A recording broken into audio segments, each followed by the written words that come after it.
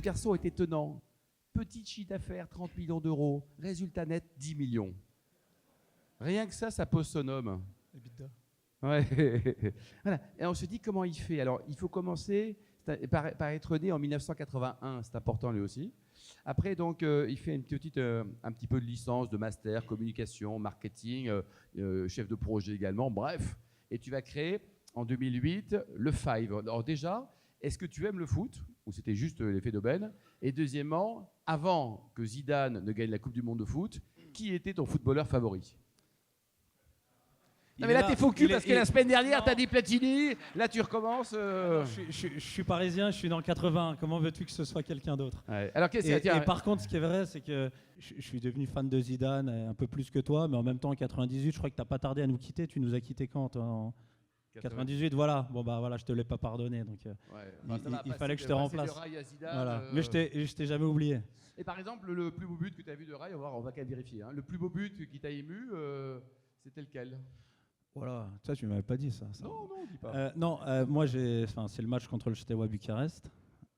Tu marques, je sais plus lequel, mais le plus beau but c'était t'en marques 3, ouais. Ok, bon bah, tu vois. Mais il s'est endormi après, Joseph. Non, et puis c'était l'aile de pigeon, mais je sais plus contre qui. Ouais, c'était. Mais bon, attends, voilà, donc on va réviser après. Le nôtre également, même quand on supporte Marseille. Alors, tu vas en 2008 créer ta boîte, le Five, là. C'était quoi l'idée au départ? C'était quoi le tout début, avant que tu t'associes avec une autre société et te retrouver à 3 actionnaires? Non, au début, c'était justement, j'ai toujours voulu être entrepreneur et je me suis dit que parce que un prof dans ma petite école de commerce où j'étais en 2005 m'avait dit si tu veux créer ta boîte, essaye de plutôt te concentrer sur quelque chose qui te passionne parce que là, tu vas avoir un projet à rendre à la fin de l'année et autant que tu t'éclates, c'est fictif, tu le feras sûrement jamais, donc pars d'un truc qui te plaît, pars d'un rêve. Et construire un objectif, puis un projet. Et j'ai fait ça. Je me suis dit, j'ai pas réussi à être footballeur. Le football, c'est ma passion. On va essayer d'inventer une histoire autour du football. Et voilà, c'était mon projet de fin d'études que j'ai mis en application. En créant ta boîte en 2008. Créant ma boîte. Alors après, tu as Soccer Park et vous allez vous associer, c'est ça? Ouais, alors le Five, enfin Players aujourd'hui, c'est le Five, Fort Padel, Zidane Five Club et Players Event. C'est aussi la fusion entre le Five et Soccer Park. En 2016, on s'est retrouvés pour grandir ensemble. C'était une aventure entrepreneuriale qui était partie plutôt en province et on s'est retrouvés pour monter aujourd'hui un groupe qui génère donc un peu de chiffre d'affaires, qui a aujourd'hui 37 centres ouverts, 140 terrains de padel, 160 terrains de foot. Et un peu plus de 3,5 millions de passages annuels partout en France. Partout, quoi. Donc ça veut dire toi tu bosses avec les collectivités, donc tu es obligé d'être pote avec les mecs de gauche, de droite, tout le monde, quoi. Oui, je fais pas trop de politique, j'évite.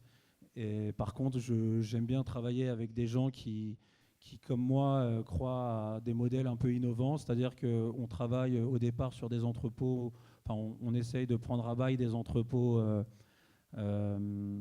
ex-logistique, stockage, etc. Et puis, on en avait un peu marre d'être au fond de la cour, que le sport soit au fond des zones d'activité. Donc, on a essayé de trouver des emplacements un peu plus premium. Et pour ça, il fallait expliquer une histoire aux collectivités parce que, en fait, le sport ne peut pas payer des loyers de commerce, hein, qu'on soit clair, c'est impossible. Certains ont essayé, ils n'ont pas forcément réussi.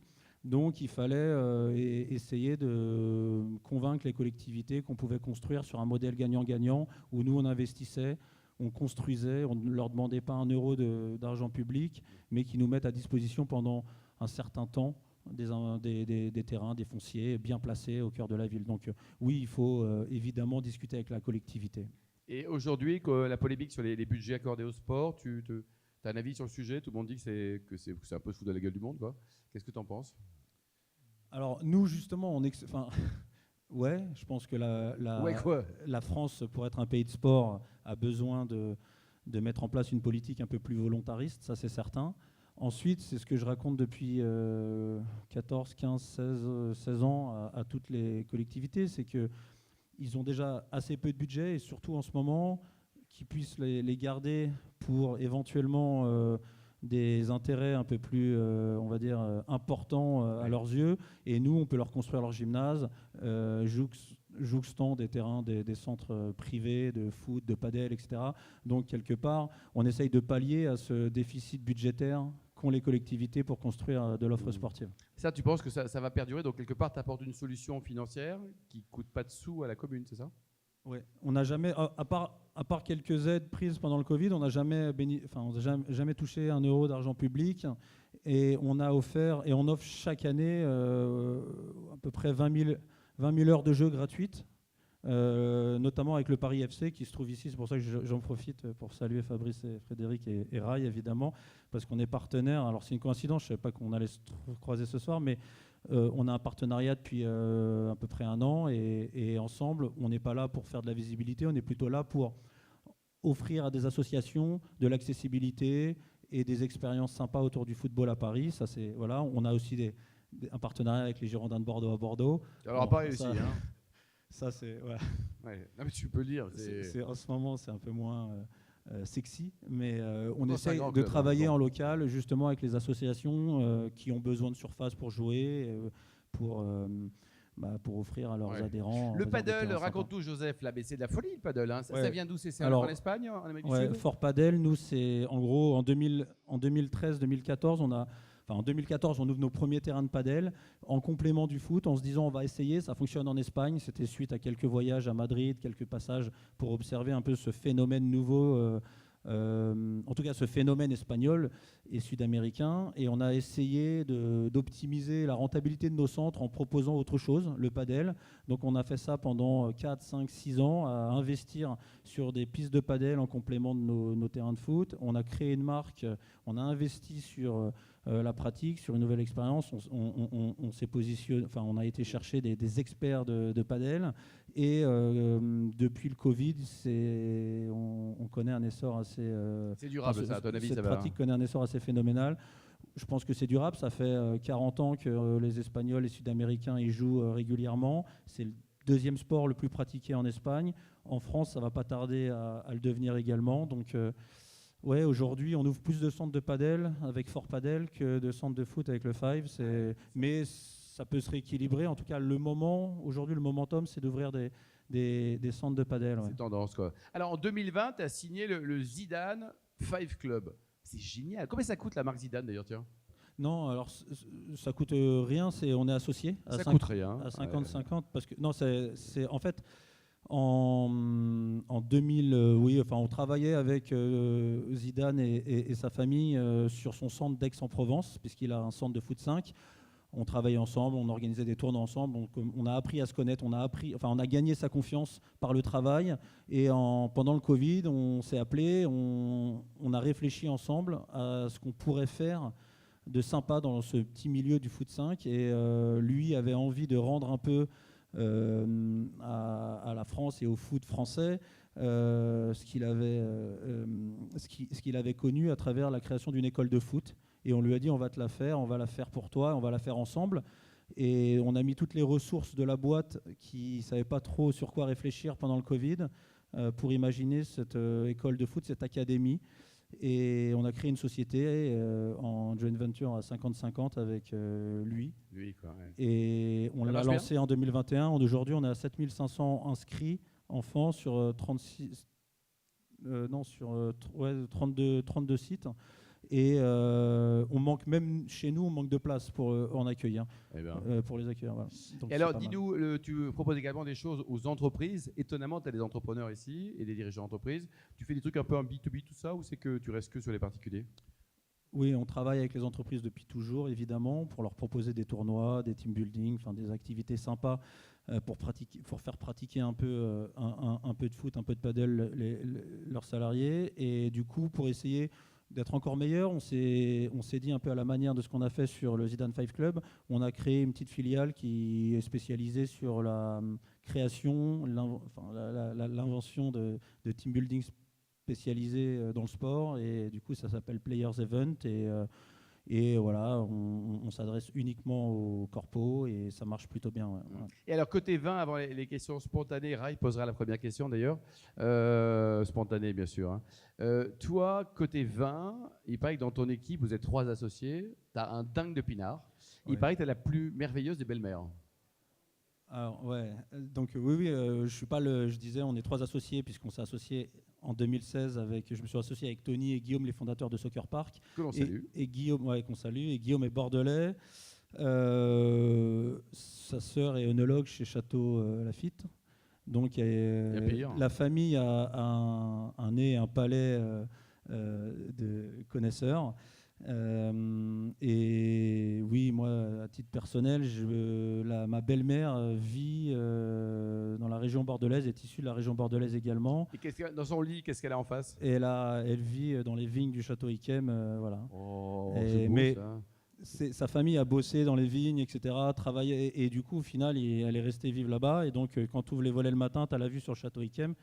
Et le premier Noël que j'ai fait là-bas, j'ai eu le droit à une bouteille de ce merveilleux nectar. Ouais. Ah ouais, donc je fais partie de ces privilégiés. Ouais. Bon, et alors, il paraît que chaque fois que tu fais un business, tu ouvres une bonne bouteille, que récemment, c'était un vin argentin. Ouais, bah, on a levé un peu d'argent cet été pour développer. Combien vous avez levé? On a levé 50 millions pour le développement. C'est rien.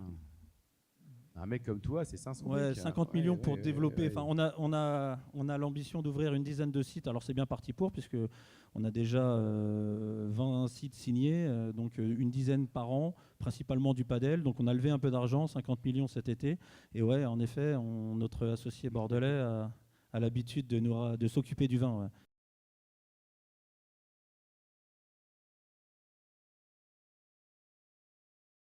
En fait, oui, l'heure est venue de regarder un peu à l'extérieur et notamment aujourd'hui, on a des ambitions sur des pays limitrophes. Si ça tenait qu'à moi, on serait au Brésil.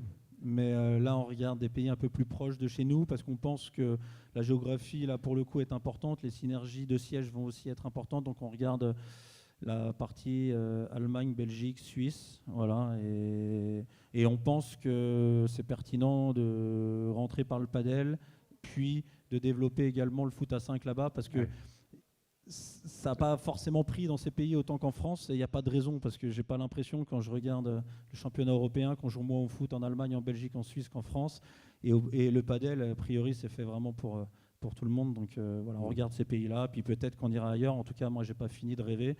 T'as quel âge? T'es tout jeune, t'as quel âge? J'ai 43 ans.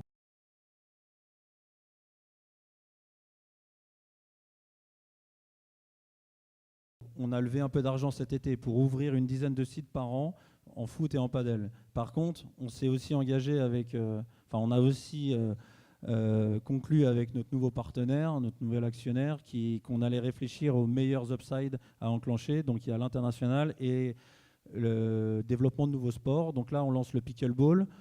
Enfin, on en a déjà ouvert quelques-uns, mais on va voir si ça prend autant qu'aux États-Unis. Et on aime bien aussi l'e-sport VR. Enfin, on aime bien.